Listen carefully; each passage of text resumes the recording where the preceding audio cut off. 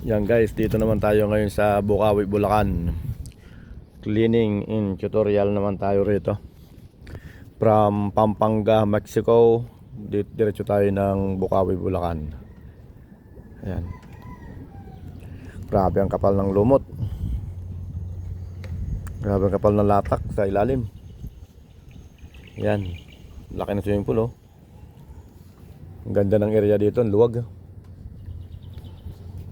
Yung kapal ng lumot yun. Yan, pinapabras muna natin para umangat. Naka ano to, infinity.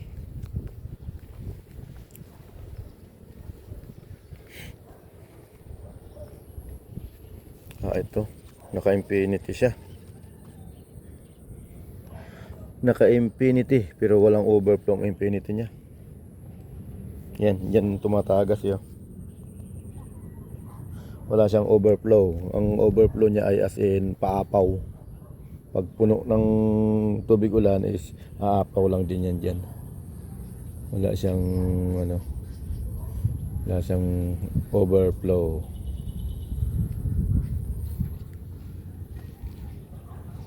Guys, deep well daw ang source ng tubig dito. Pero titingnan natin kung may kalawang ang tubig.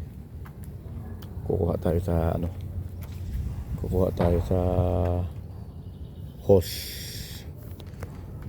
Pero ito nalagyan naman ng chemicals to sa tingin ko medyo hindi lang nababacuum kaya kumapal ang latak. Yan guys,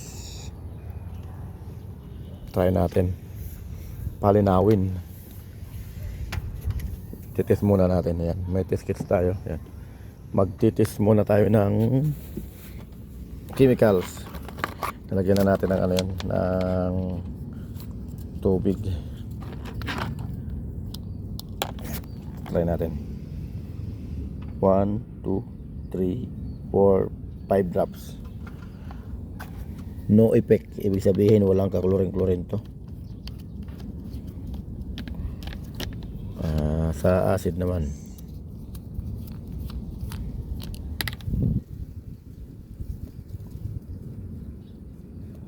one, two, three, four, 5. Wala rin ka acid. Hindi ito na turnover ng maayos ng gumawa. Hindi ito na turnover at hindi rin na water condition. Lalong walang tinuruan kung paano i-maintain ang pag-maintenance. Ayan guys. At ito ay atin gagawa ng paraan. Laking swimming pool to.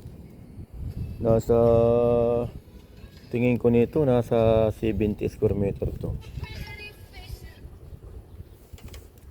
Bilangin natin kung ilan ang haba. 2, 3, 4, 5, 6, 7, 8, 9, 10, 11, 12, 13, 14, 15, 16, 17,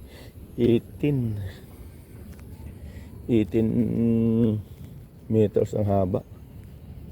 Yung lapad niya nasa 8 meters yan. Hatin na rin. 1, 2, 3, 4, 5, 6, 7, 8, 9. 18 by 9. Kasama ang labas nito ay ano to, bali 10 by 20. Kasama yung dito. Sinukat natin yung ano, parteng loob na 10 by 20 ito. 10 by 20, 100 square meter.